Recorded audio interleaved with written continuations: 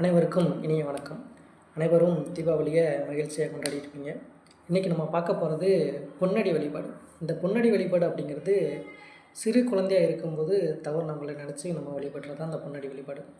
எங்கள் குடும்பத்தில் இந்த பொன்னடி வழிபாடு எப்படின்னு பார்த்தீங்கன்னா, எங்கள் தாத்தாவோட அப்பா, அவரோட பெயர் ஆறுமுகம். அவரோட தங்கை சிறு வயதிலேயே தவறியிருப்பாங்க. சுருக்கமாக சொல்லணும்னா எங்கள் தாத்தாவுக்கு அத்தை. அவங்கள வச்சு எங்கள் தாத்தா வழிபட்டார். இப்போது நாங்களும் அதை அப்படியே தொடர்ச்சியாக வழிபட்டுட்ருக்கோம். இதுக்கான வழிபாடு முறைன்னா, முன்னாடி அரிசி மாவில் கோலம் விட்டுருவாங்க அம்மா. அந்த எறும்புகள் எடுத்துகிட்டு போது பாருங்கள், அரிசி மாவில் கோலம் விட்டு விளக்கு தினமும் டெய்லி விளக்கு போட்டு ஒரு ஊதுபத்தி பொருத்தி வச்சு, முடிஞ்சால் மல்லிகைப்பூ இல்லைன்னா எங்கள் வீட்டில் இருக்கிற பூவை எடுத்து போட்டு நாங்கள் வழிபடுவோம். இதே இடத்துல தான் எங்கள் தாத்தா வழிபட்டார். அதனால் நாங்களும் அதே இடத்துல வழிபடுறோம்.